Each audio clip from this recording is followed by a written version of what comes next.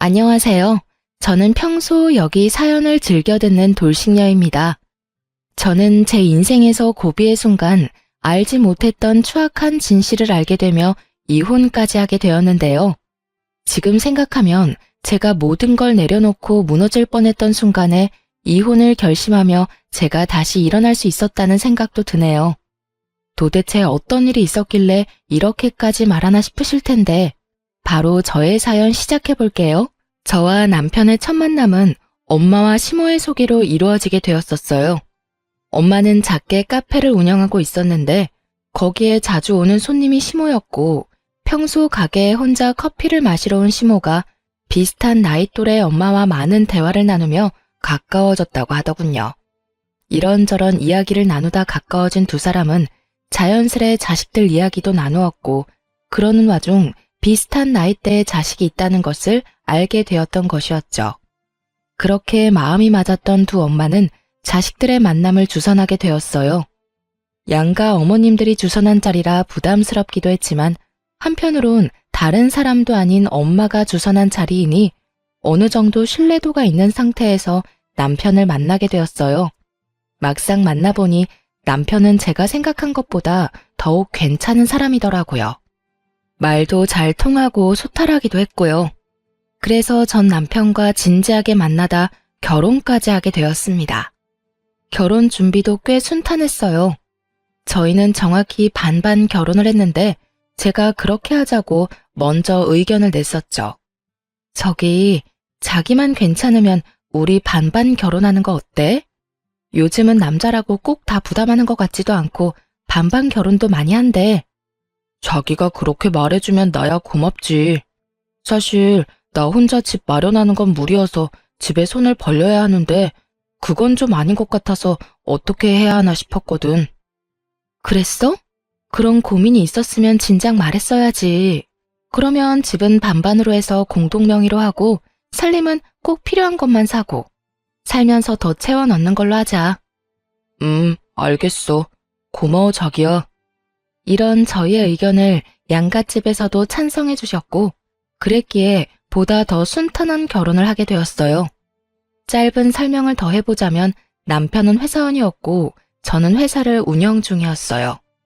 돌아가신 아빠가 차리신 회사였는데 자연스럽게 제가 물려받게 되었고 중요한 일은 엄마의 도움을 받으며 운영 중이었죠. 규모가 큰 편은 아니었지만 재무도 튼튼하고 매출도 꾸준해 회사 자체가 가진 재산이 꽤 되던 터라 돈 걱정은 없는 편이었습니다.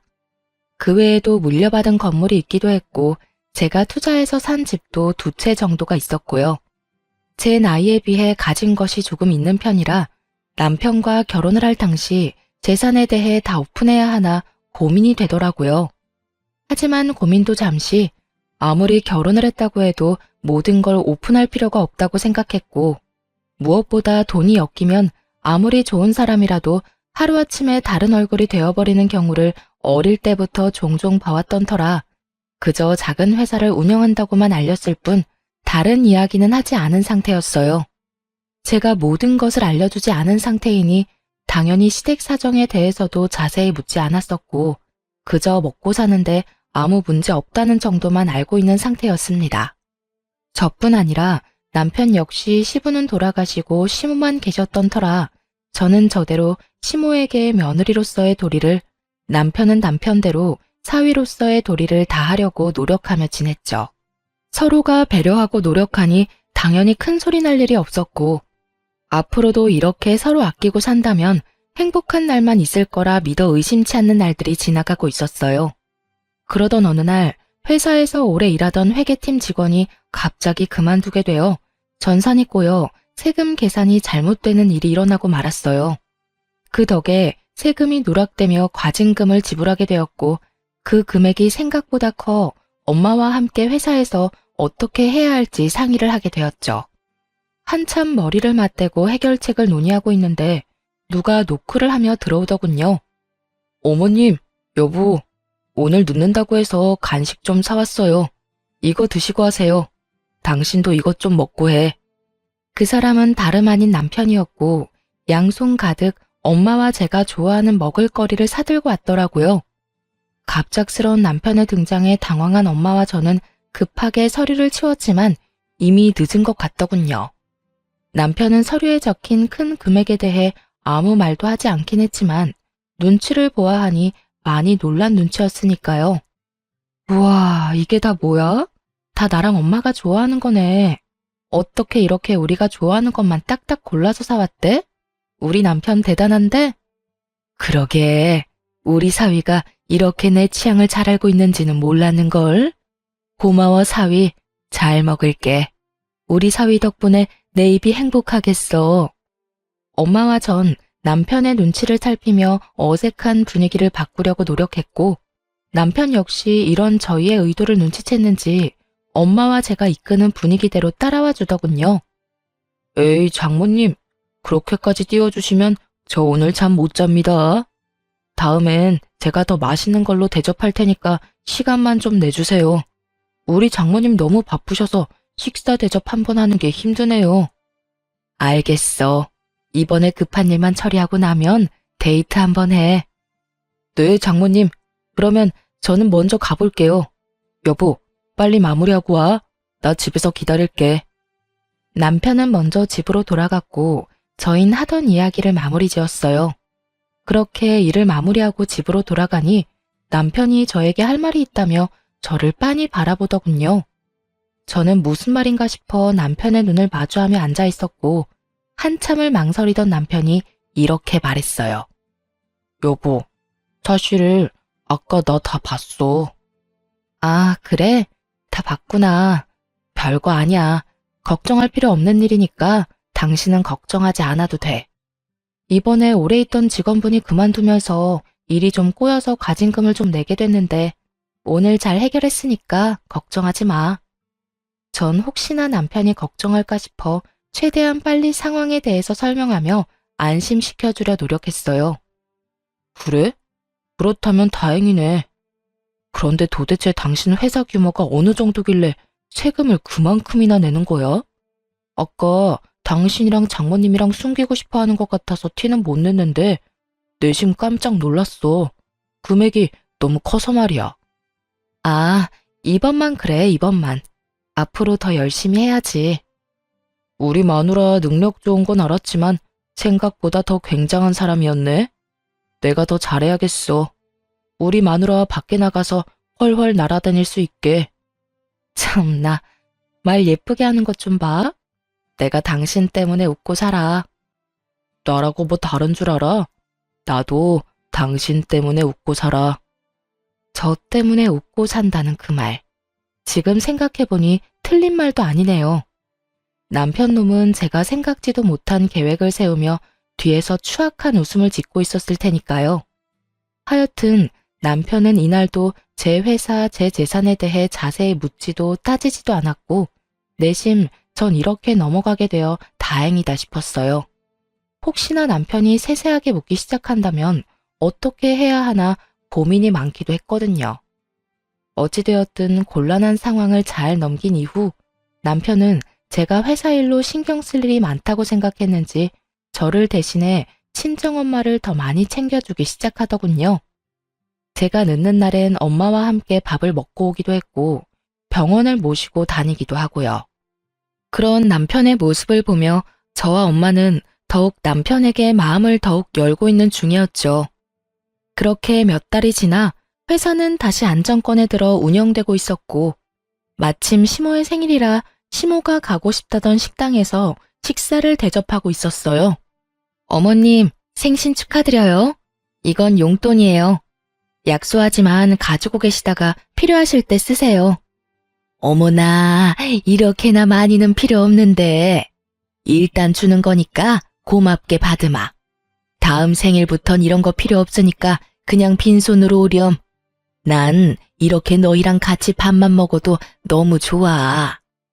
에이, 그래도 그건 아니죠. 저랑 이 사람이랑 부지런히 벌어서 내년엔 더 많이 드릴 테니 어머님은 건강하시기만 해주세요. 그래, 그래. 알겠어, 우리 며느리. 말도 어쩌면 이렇게 예쁘게 하는지. 요즘 내가 우리 며느리 생각하면 밥을 안 먹어도 배가 다 부르다니까. 주고받는 덕담의 식사 자리 내내 웃음이 끊기지 않았어요. 그렇게 좋은 분위기 속에서 밥을 먹고 있는데 엄마에게서 전화가 오더군요. 시모의 생일이라 시모와 시간을 보내고 있다는 것을 엄마도 알고 있을 텐데 그럼에도 불구하고 전화가 오니 심장이 덜컹하며 불안해지더라고요. 그래서 전 시모에게 양해를 구하고 전화를 받았고 수화기 너머에서 들려오는 것은 익숙한 엄마의 목소리가 아닌 낯선 남자의 다급한 목소리였어요. 이 휴대전화 주인 따님분 맞으신가요? 네, 맞는데 누구시죠? 지금 어머님께서 사고가 크게 나 병원으로 이송 중이세요. 지금 의식이 너무 약해서 빨리 병원으로 와주셔야 할 것 같아요. 저희가 지금 땡땡 병원으로 이송 중이니 그리로 오시면 될 것 같습니다. 전화를 받자마자 저와 남편 그리고 시모까지 병원으로 급하게 갔지만 이미 엄마는 세상을 떠난 뒤였습니다. 처음엔 눈물도 나지 않더군요. 그 모든 상황이 꿈만 같았어요.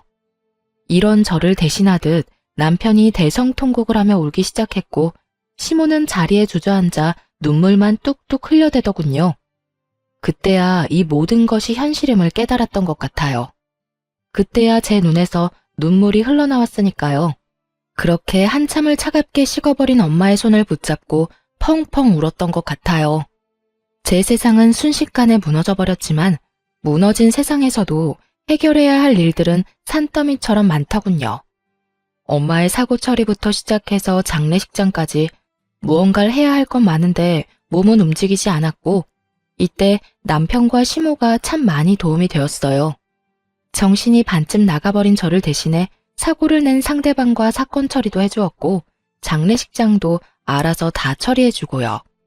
이럴 때 남편이 있어 참 다행이다라는 생각이 들었고 진심으로 고맙더라고요.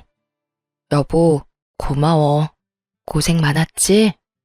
고생은 무슨. 마리아 장모님이라 불렀지. 나한텐 그냥 우리 엄마나 진배 없었어. 당신은 좀 괜찮아? 아니다. 괜찮을 리가 없는데 내가 물으나 마나 한 걸 물었네. 당신 많이 힘든 거 아는데 당신 곁에 내가 있다는 사실만 잊지 말아줬으면 좋겠어. 당신 보면 가족 다 잃은 사람처럼 넋놓고 앉아있는데 당신한텐 나도 있잖아. 나도 당신 가족이니까 잊지 말라고. 고마워. 정말 고마워. 남편은 저를 위로하기 위해 최선을 다했지만 그런 남편의 위로도 그때뿐이더군요.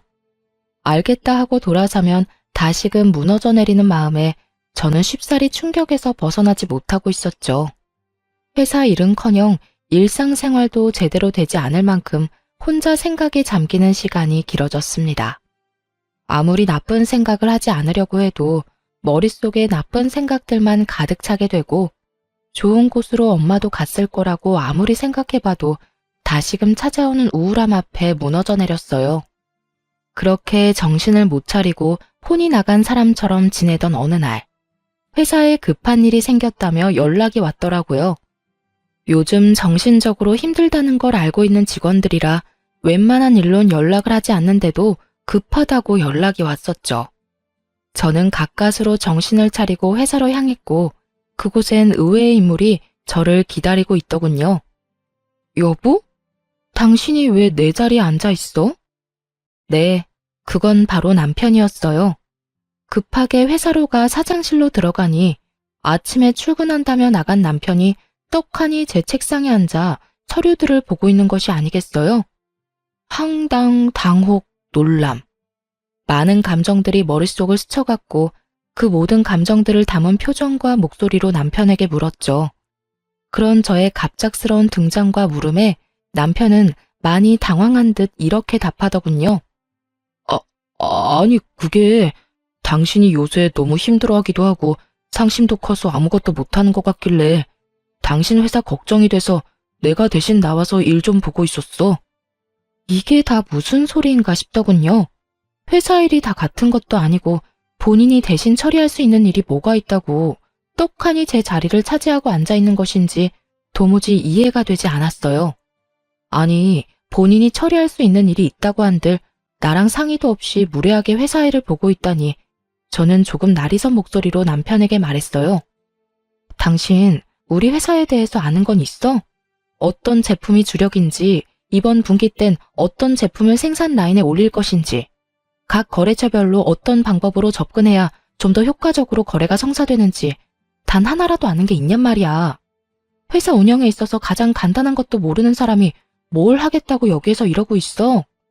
당신이 이러고 있으면 직원들이 불편할 거란 생각은 안 해봤어? 넌 그저 혹시나 도움될 만한 게 있을까 해서 그랬지. 당신도 나올 상황이 못 되고 하니까 사장 남편이 내가 자리라도 지키고 있으면 뭐가 도움이 돼도 되겠다 싶어서 말이야. 여보 생각은 잘 알겠어. 고맙기도 하고. 그런데 앞으로 이러지 마. 여기 계시는 직원분들, 내가 없다고 해서 일 막 하시는 분들도 아니고 내가 없으면 더 열심히 힘내서 하는 분들이니까. 미안해. 내가 생각이 짧았어. 됐으니까 일단 가줄래? 집에 가서 다시 이야기하자. 급하게 처리해야 할 일 있다고 해서 나온 거라 얼른 처리해줘야 해. 저의 불호령에 남편은 허겁지겁 자리를 떠났고 전 남편이 돌아가자마자 저의 일을 대신해서 처리해주던 이사님을 불러 도대체 언제부터 남편이 회사로 출근했냐고 물어보았죠. 저의 물음에 이사님은 기다렸다는 듯이 그간 남편의 행적에 읊어주기 시작했어요. 일주일 됐어요. 정확히 일주일 전부터 사장실로 출근하기 시작하더니 회사 규모부터 시작해 매출까지 하나하나 다 묻고 체크하기 시작하더군요. 아무래도 이상해서 정확히 알려주진 않았는데 사장님 책상 위에 올려진 결제 서류를 봤다고 하면 대충 계산은 썼을 거예요. 진작 연락 좀 주시지 그러셨어요. 그게 사장님이 워낙 힘들어 하시는 것도 그렇고 그래도 남편분이니까요. 더 지켜보려고 했죠. 그런데 그제부턴 아예 자기가 회사를 운영할 것처럼 말하고 다니길래 이건 아니다 싶어서 급하게 사장님께 연락드린 거예요. 그럼 급하게 처리해야 한다는 일이 이거였나요? 네. 아무리 사장님이 힘드신 상황이어도 일을 시켜본 적도 없는 남편한테 회사를 맡길 사람은 아니라고 믿었으니까요. 이사님의 이야기를 듣고 있자니 정말 기가 막히고 코가 막히더군요. 제 앞에선 회사에 대해선 아무것도 관심이 없는 척하던 남편이 뒤론 이런 짓을 하고 있을 거란 생각도 하지 못했던 터라 충격이 크기도 했고요. 동시에 정신이 번쩍하고 들기도 했어요. 제가 알던 남편의 모습이 다가 아닐 수도 있다는 생각이 들어서였죠. 그렇게 머리를 싸매고 생각에 잠겨 있는데 어디선가 벨소리가 들려오더군요. 평소 저와 이사님은 벨소리가 아닌 진동을 해두고 있던 터라 우리 두 사람의 것은 아니었고 소리를 따라가 보니 남편의 휴대전화가 제 책상 위에 올려져 있더라고요. 남편은 갑작스러운 저의 등장에 당황해 급히 나가느라 휴대전화까지 두고 간 것이었고 전화를 건 사람은 다름 아닌 시모더군요. 평소라면 그 전화를 받았겠지만 머리가 복잡해 전화기를 지켜보기만 했죠. 이내 벨소리가 멈추는가 싶더니 문자를 아주 많이도 보내더군요. 연이어 울리는 알림음에 잠금 화면 밖으로 보이는 내용들만 봤는데 정말 아찔하고 혈압이 오르는 내용들밖에 없더라고요. 덕분에 저의 흐트러졌던 정신을 꽉 잡게 해주는 결정적 계기가 되었죠. 아들, 오늘도 그 회사로 출근했니? 어때? 그때 봤던 것처럼 회사 규모가 생각보다 크니? 그래서 네가 챙길 거는 좀 되는 게야? 내가 생각을 많이 해봤는데 이혼하는 것보단 그냥 같이 사는 건 어때? 아무래도 재산 분배하는 것보단 네가 계속 같이 살면서 그 재산 다 네 거 만드는 게 더 좋을 것 같아서 말이야. 죽은 장모 재산도 꽤 많다며. 잘 생각해 아들. 같이 살 섞고 살다 보면 정도 들고 그러는 거야. 그깟 사랑이 뭐라고 그 많은 재산 놓치려고 하니? 지금 한번 눈 딱 감으면 너 한평생 돈 걱정 없이 사는 거라고. 이게 무슨 상황인지 이해하는데 많은 시간이 걸리진 않았어요. 너무 뻔한 스토리였으니까요. 제가 정신을 차리지 못하는 사이 남편은 제 회사로 출퇴근을 하며 회사에 대해 알아봤을 테고 책상 위에 쌓인 서류들을 보아하니 돌아가신 엄마의 유산 목록도 있더군요. 값이 좀 되는 건물에 형광 펜칠에 별표까지 쳐댄 걸 보아하니 그 건물은 꼭 가지고 싶은 남편의 속마음도 알 수가 있었죠. 혹시나 하는 마음에 남편과 시모에 대해 확인할 수 있는 건 모두 확인했어요. 잠자는 사이 남편의 지문으로 휴대폰을 열어 문자 내역을 열어봤죠. 남편 놈이 멍청한 것인지 생각이 없는 것인지 그간 시모와 나눴던 대화들은 하나도 지우지 않았더군요. 처음부터 읽어보니 정말 가관도 그런 가관이 없더라고요. 시모는 처음 엄마에게 접근한 것부터가 계획적이었어요. 엄마가 운영하던 커피숍 주변 상가 사람들에게서 사실 엄마가 운영하는 큰 회사가 따로 있을 뿐더러 남편이 남긴 재산이 많다는 말을 전해들은 시모는 계획적으로 엄마에게 접근했던 것이었죠. 1년에 걸쳐 작정하고 접근한 시모의 속내를 엄마가 알 리 없었고 시모의 계획대로 제 이야기까지 하게 된 것이었어요. 그렇게 가면을 쓰고 엄마에게 접근한 시모는 결국 저와 남편을 결혼까지 시켜버린 것이었고요. 문자 내용으로 보니 처음엔 그냥 한몫 챙겨 이혼시킬 생각이었더군요. 하지만 엄마가 갑작스럽게 돌아가시며 시모는 저의 모든 재산이 탐나기 시작한 거죠. 급하게 아들을 설득해 그냥 평생 제 등골을 빼먹고 살려고 한 거예요. 아빠가 살아계실 때 돈 때문에 인간관계 망치게 된 이야기를 수도 없이 들어 익히 알고는 있었지만 막상 제가 겪게 되니 그 충격은 정말 말도 다 하지 못할 정도더군요. 심지어 엄마가 돌아가신 지 얼마 되지 않은 상황에서 일이 되니 충격이 배가 되어 돌아왔어요. 거기에다 남편에겐 상간녀까지 있더군요. 물론 시모까지 상간녀의 존재를 알고 있었고요. 자기야, 자기 이혼할 거야? 어머님 오늘 만났는데 저번엔 당장 자기 이혼시킬 것처럼 구시더니 오늘은 조금 더 기다리란 말만 하더라고. 자기 이혼할 거지? 이혼하고 나한테 올 거지? 당연하지. 그런데 엄마 말처럼 자기가 좀 더 기다려줘야 할 것 같아. 왜? 얼마나 더 기다리란 말이야. 사실 좀 오래 걸릴 것 같기도 해. 자기도 알다시피 그 여자 엄마도 죽었잖아. 그런데 남긴 유산이 꽤 되더라고. 결혼까지 하고 이때까지 살았는데 이대로 재산 조금 뜯어내고 이혼하는 건 너무 아까운 것 같아서 말이야. 이왕 이렇게 된 김에 제대로 뜯어내야 하지 않겠어? 재산이 그만큼이나 돼? 그래. 건물부터 집까지 한두 푼이 아니더라니까. 그러니까 자기가 조금만 더 참고 이해해줘. 정말 가관이더군요. 장모님 하며 알랑방귀를 낄 때는 언제고 그 여자 엄마라고 칭하는 걸 보는데 정말 돌아가신 엄마가 불쌍해 눈물이 왈칵 쏟아질 것만 같았어요. 겨우 진정을 한 저는 일단 모든 문자를 사진으로 찍어두었고 남편과 시모를 한 방 먹일 계획을 세우기 시작했어요. 남편의 눈치를 살피니 당장 이혼을 할 것 같진 않았고 시모의 말을 진지하게 고민하는 것처럼 보였기에 저는 천천히 계획을 실행하기 시작했죠. 그렇게 한 달이 지난 어느 날 남편은 은근슬쩍 저에게 유산에 관해서 물어오더군요. 여보, 내가 다른 뜻이 있는 게 아니라 걱정이 돼서 하는 말이니까 오해하지 말고 들어봐.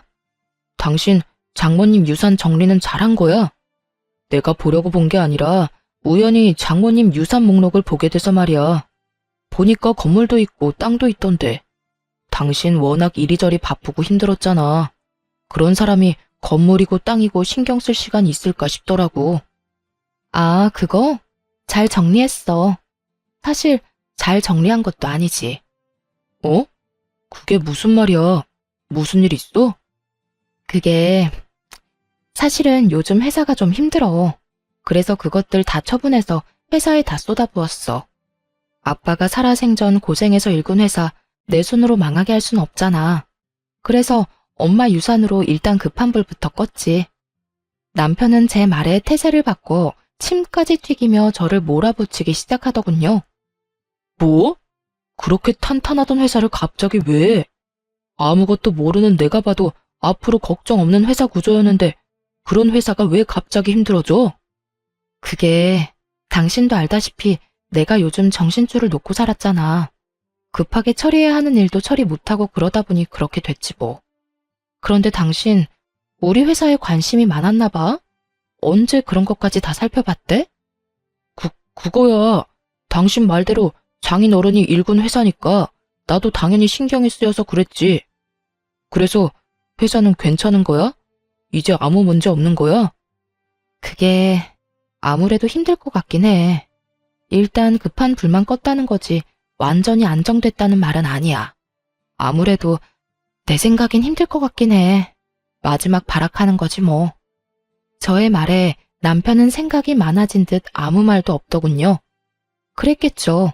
어떻게 해서든 더 뜯어내려고 그렇게 머리를 굴려대던 놈인데 갑자기 회사가 망하게 생겼다니 볼머리 아프지 않겠어요?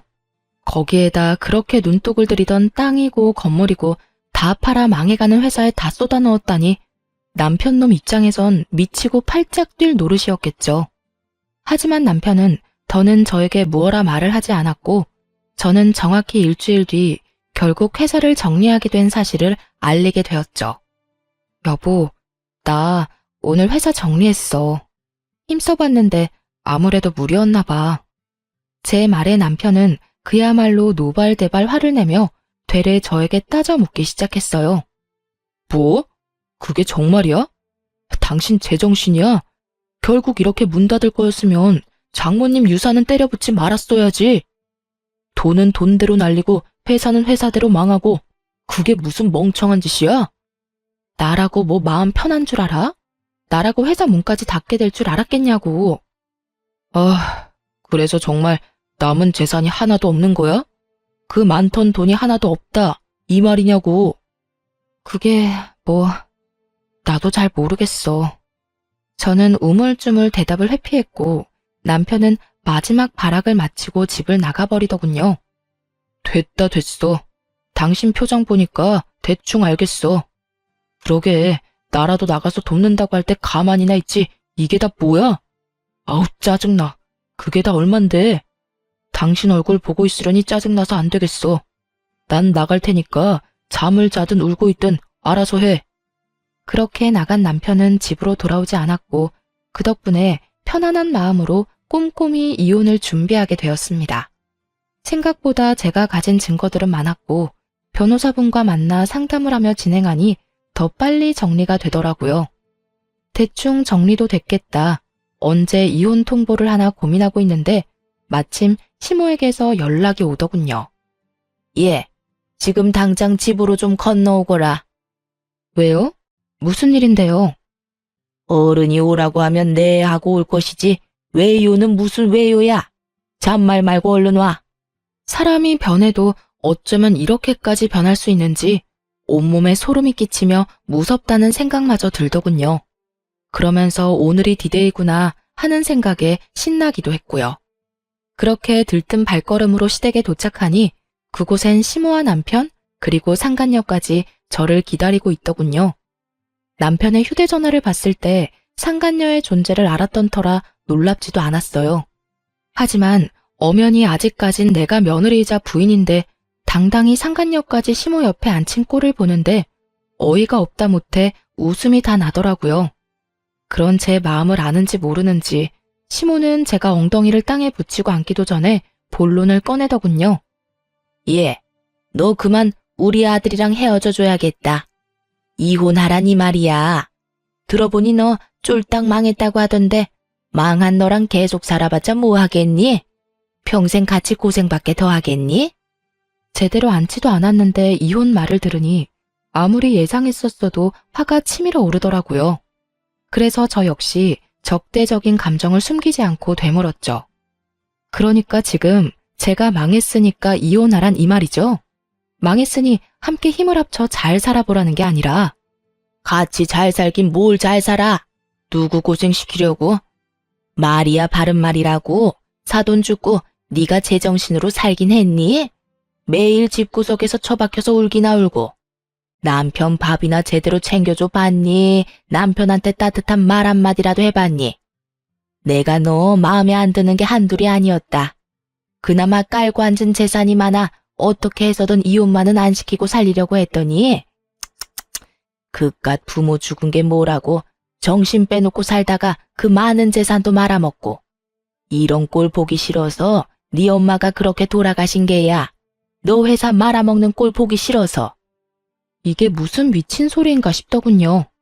그렇지 않아도 내가 이 미친 시모 생일 챙기느라 우리 엄마 혼자 외롭게 세상을 등졌을 생각만 하면 아직까지 눈물이 앞을 가리는데 우리 집 재산이나 노린 주제에 감히 엄마를 입에 올리니 화가 치밀어 참을 수가 없더군요. 말이 좀 심하네요. 아무리 상황이 이렇다고 한들 돌아가신 저희 엄마 이야기를 그딴 식으로 하는 건 아니죠. 이것 봐라. 사사건건 말대꾸 하는 것도 모자라 감히 시어미를 그런 식으로 노려보는 거. 네가 그딴 식으로 구니 내가 널 예뻐할 수나 있겠니?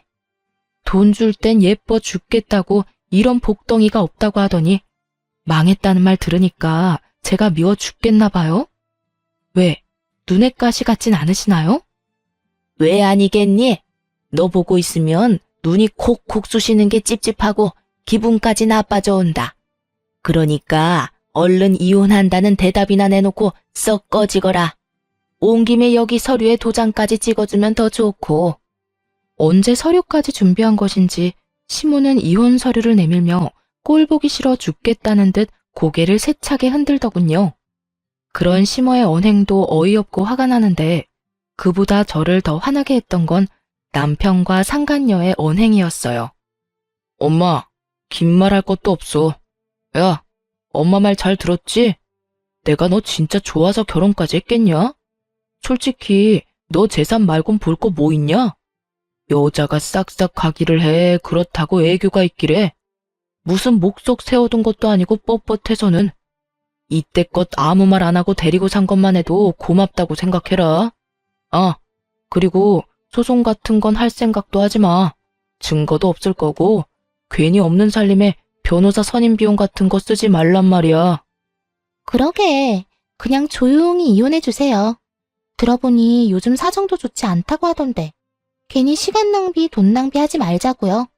그리고 될 수 있으면 빨리 이혼 좀 해주실래요? 아, 이혼까지 요구당하는 마당에 빨리 해주기까지 해야 하나 봐?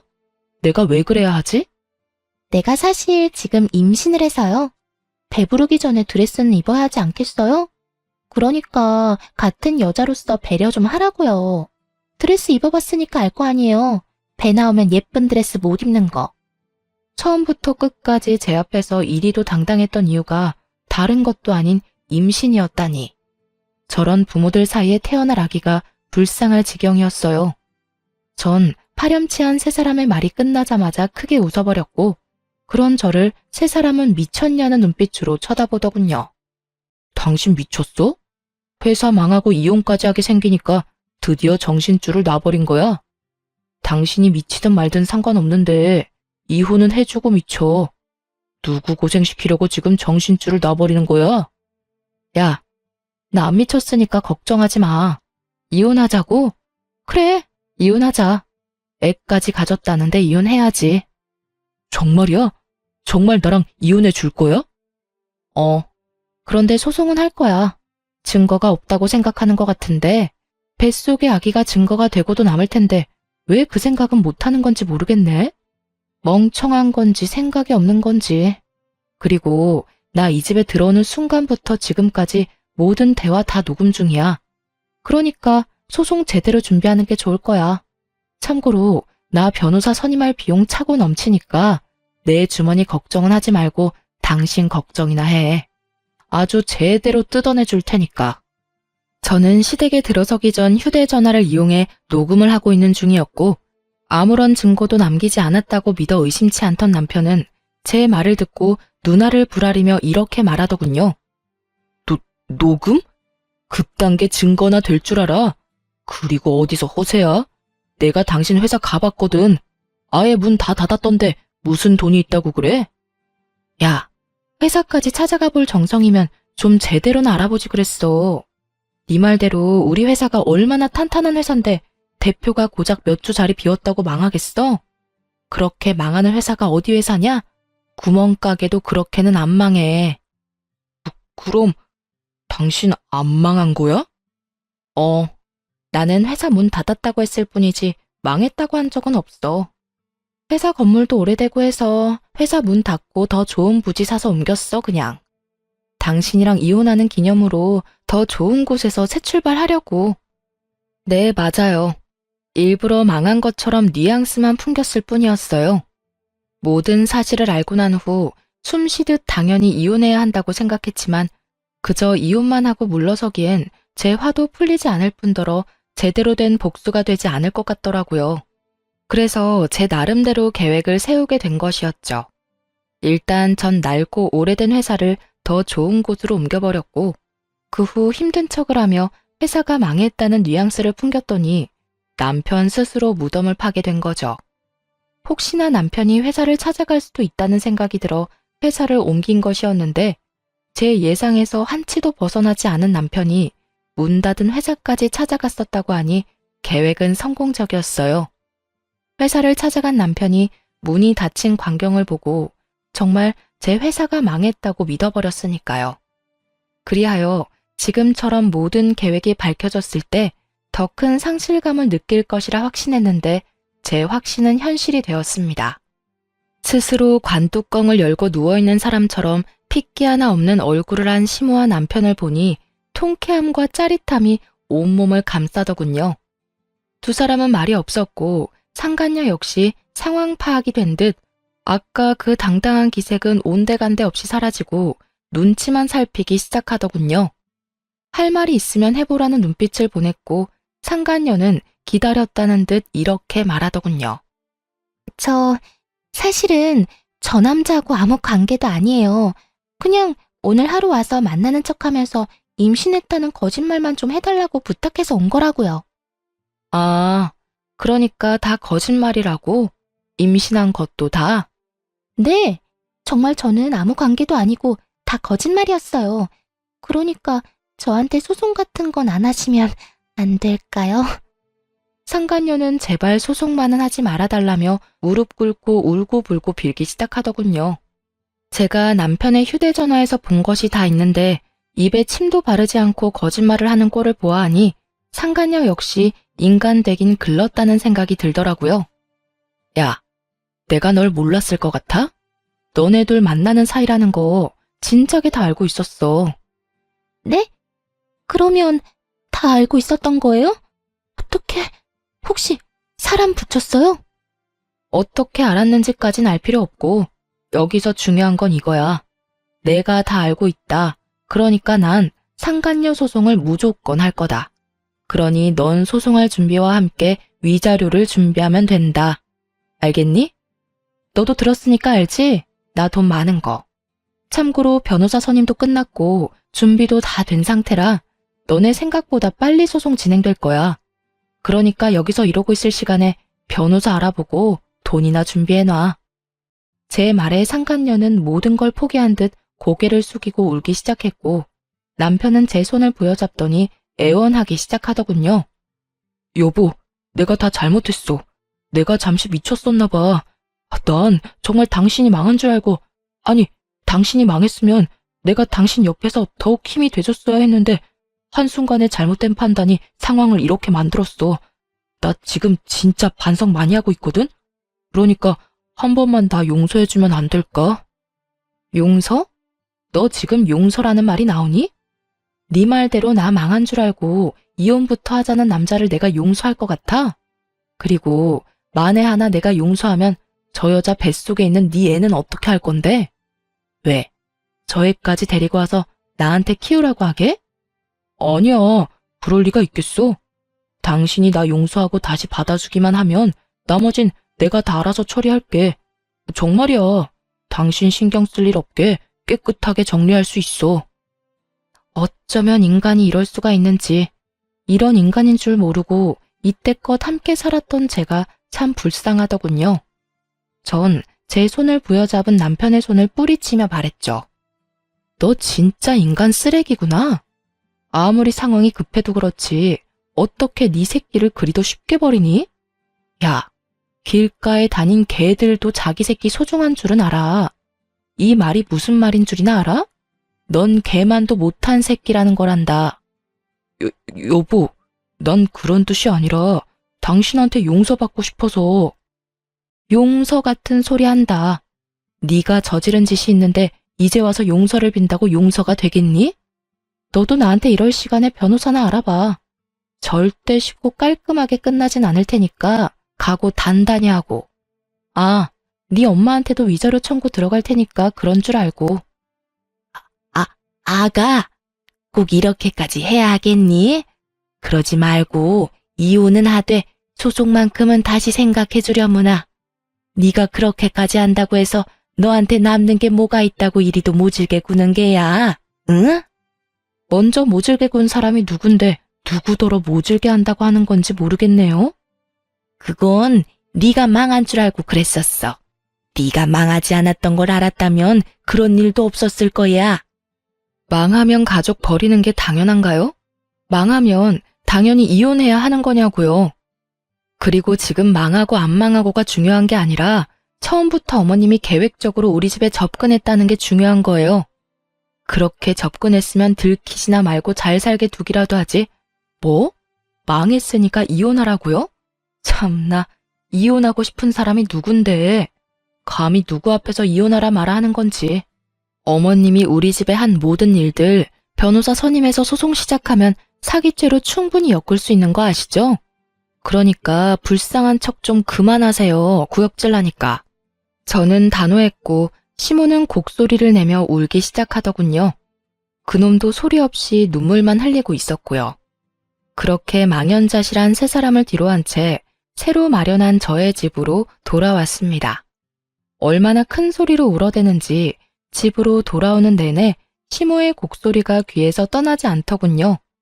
그 후 전 통쾌한 마음으로 이혼을 진행하게 되었고 시모와 남편 상간녀에게 각각 위자료를 받고 성공적인 이혼을 하게 되었습니다. 이혼을 진행하면서 알게 된 사실인데 그 인간들 한심한 인간들인 건 알았지만 정말 한 치 앞도 못 보는 한심한 인간들이더군요. 그나마 가진 돈이 조금이라도 있는 줄 알았던 전 시댁은 제 생각보다 더 가진 것이 없었고 그마저도 저의 재산을 뜯어갈 행복한 꿈에 젖어 어지간히 펑펑 쓰고 다닌 모양이더라고요. 재산 목록을 살펴보는데 가진 건 아무것도 없는 알거지에다가 담보대출은 또 얼마나 들어있던지, 위자료를 마련하려면 얼마 되지도 않는 집을 파는 것은 물론 빚까지 내야만 하는 지경이었어요. 거기에다 상간녀는 어떻고요? 상간녀 역시 가진 것 없는 여자에다가 어디 도움 구할 곳도 변변치 않아 보였어요. 가진 것 없이 빚만 가득한 세 사람의 조합이라 그 앞날이 제 눈에만 뻔한 건 아니겠죠? 아, 얼마나 힘들었으면 전 남편이 저에게 이런 부탁까지 해오더군요. 여보, 당신 돈 많잖아. 그래서 하는 말인데 위자료 그냥 안 받으면 안 될까? 내가 왜 네 부탁을 들어줘야 하는데? 돈이 많아서? 이거 왜 이래? 돈이 많든 적든 돈 좋아하는 건 다 똑같아. 나 진짜 힘들어서 그래. 엄마도 가진 돈도 없고 그 여자도 마찬가지고. 사실상 내가 세 사람 위자료를 다 감당해야 하는데 당신도 잘 알잖아. 나 그 정도 능력은 안 되는 거. 그러니까 많이 가진 당신이 못 가진 사람 배려한다고 생각하고 부탁 좀 들어줘. 응? 배려 같은 소리 한다. 배려도 받을 자격이 있는 사람에게나 주어지는 거야. 알겠니? 어디 내 앞에서 양심도 없이 배려 타령이야, 배려 타령이. 헛소리 하지 말고 위자료나 내놔. 한 푼도 빼지 말고 다 내놔야 할 거야. 지금 생각해도 참 황당한데 정말 저런 부탁을 해오더라고요. 양심은 도대체 어디에 팔아먹은 건지 그 얼굴 철판 참 두껍다고 생각했네요. 그러게 그냥 아무것도 욕심내지 않고 잘 살기만 했더라도 제가 누리는 모든 것을 함께 누리고 살며 최소한 돈 걱정은 하지 않고 살았을 텐데 그놈의 욕심과 못된 심보가 자기 팔자 잘 꼬아준 거 아니겠어요? 그 덕에 전 재활용도 안 되는 인간 쓰레기를 잘 버릴 수 있었지만요. 저는 이혼을 마치고 정신 똑바로 차리고 다시 회사에 복귀했어요. 여전히 부모님을 생각하며 막연히 눈물을 흘리곤 하지만 예전처럼 감당하지 못할 정도의 슬픔 때문에 일상생활이 불가능할 정도는 아니에요. 거기에다 저 연애를 하고 있어요.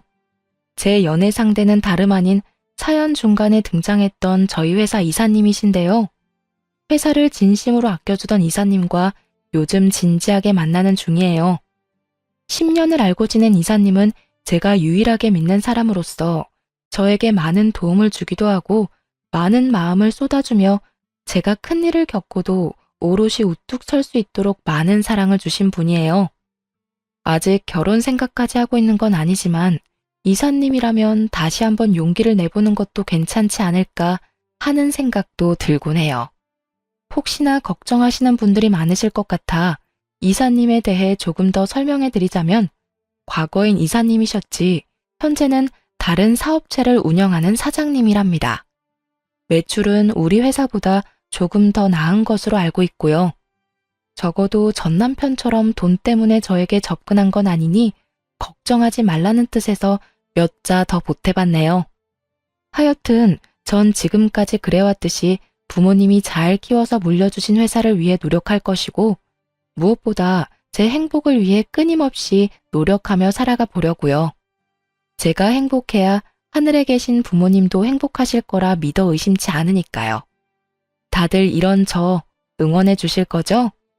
이로써 저의 긴 사연도 끝이 났네요. 저의 길고도 길었던 사연 함께 해주셔서 감사합니다. 모두 행복하세요.